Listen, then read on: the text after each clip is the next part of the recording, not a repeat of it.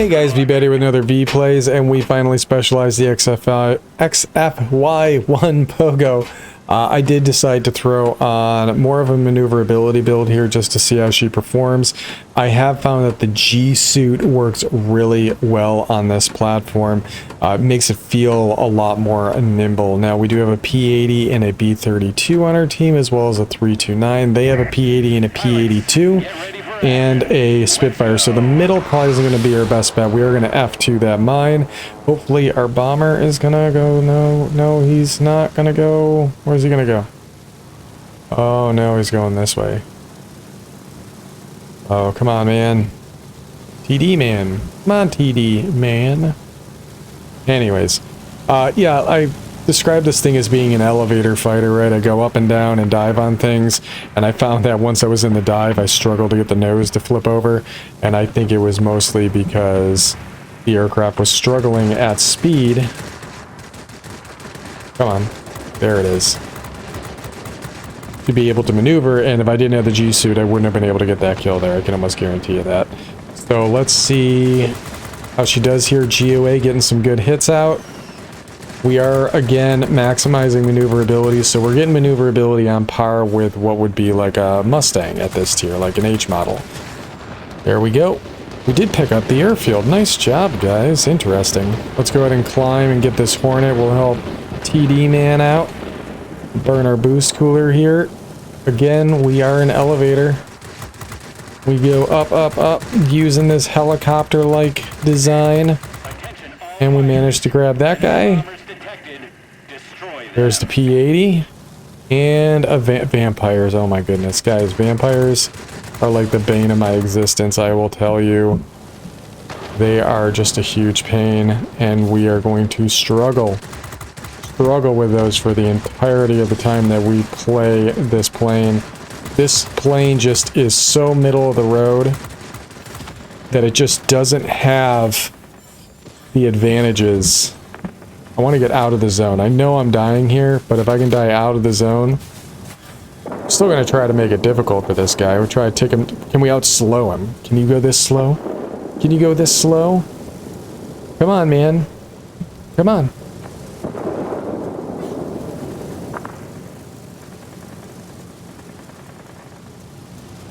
Oh, boy. He was shot down by a flying tree. I mean, look at me highlighting and showcasing the capabilities of this platform. Now I'm in a different zone. I don't want to be in this zone. Oh boy.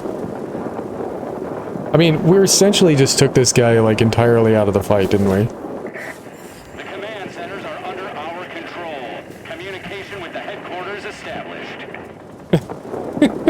I mean, this is a tactic. It's working. And thank you. Jeez. I mean, not necessarily showcasing the strengths of the platform or the setup. And that guy was talking about getting shot down by a tree as being an ego hit. As always, pulling more lead than you think is necessary is your best bet, because it's easier to lose the lead, like drop the lead. It is easier to pull less lead than it is to try and pull more, because at that point you might be max performing the aircraft. There we go. That's how words work. That guy is just about dead. There's the vampire. Who's with me? P80's here, so that's good. I'm going to try to get to altitude because I want to use these clouds to kind of mask my position. Look at all those aircraft chasing that dude. We need people to get that zone. Come on, guys. You're killing me here. Oh, shit. Sorry. Didn't mean to swear. We killed each other. Worthy sacrifice. Dangerous platform. And they actually still lost some of the zone because I forget how the point spread works out. I put it in my beginner's guide. They lost a few points instead of it just being an even draw, because them losing a platform in an already captured zone is more detrimental than me dying in that zone because it wasn't ours. So I took a P-82 off of the battlefield, and it looks like they're getting some more capture off of it. So, oh, that was an Alt-Tab. Come on, get back to the game. There we go. What do we got? Typhoon, human controlled. He is specialized. Come on, Rooster. I need to try and save my buddy here.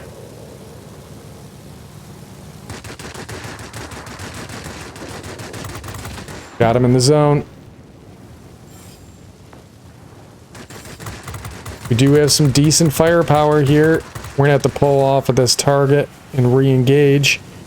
But we are slowing them down. These mines are huge, because right now they technically have 3 zones to our 2, because a mine left alone will do a lot of capture. There we go. I am willing to go after a B-32 at this point, because he's hurt pretty bad and I do have the firepower. But this is the easier kill for right now. Now let's go after this guy. We're doing it together with our teammate. That gave us a bit more capture. Oh. Come on. I'm hitting the wrong button. Hitting F3, not F4.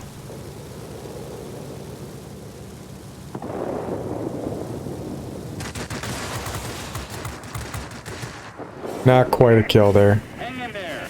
You'll soon be cut off from support. I say again, support will not be available. Got him. Okay.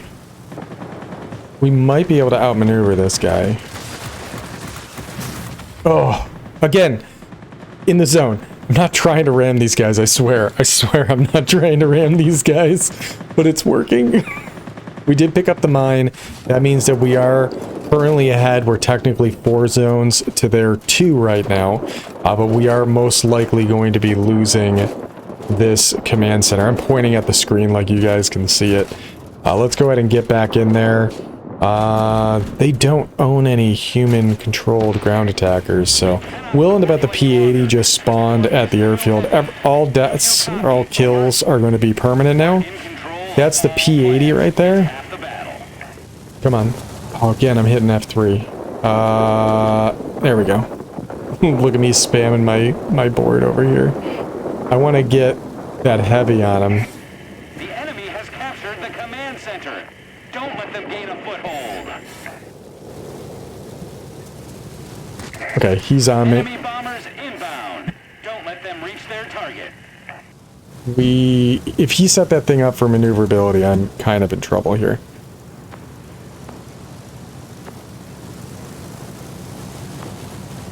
But I did I did coax him into a dangerous position. We've been like the distraction playing. Like, I haven't done a whole lot, but I have definitely got the enemy to chase me in circles, thinking I was the most dangerous thing. I mean, oh, this is probably a boneheaded move here, but more lead than I think is necessary. Got him.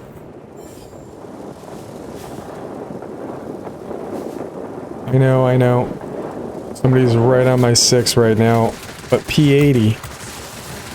Crazy Bobby. Come on, I just want to kill him. Ah, they weren't going to let me. And look how powerful these XP-72s, these American machine gun fighters, guys. Ugh. But we're about to secure the win on this any second now. Our guys are all working over here. We've got a heavy that's relatively unobstructed. And tick, tick. Go ahead and throw the GG up there. I should have never went towards the middle. I should also know where my fingers are. I can't believe I hit F3 so many friggin' times. Anyways. Oh, come on, man. Don't be a jerk. It was a good fight. Look at how many people we have. That's 1, 2, 3, 4 humans. That's not too shabby. A lot of specialized platforms. Oh, 5. 5 on each side. Awesome. Nice showing. We were number 1 scorer on the team.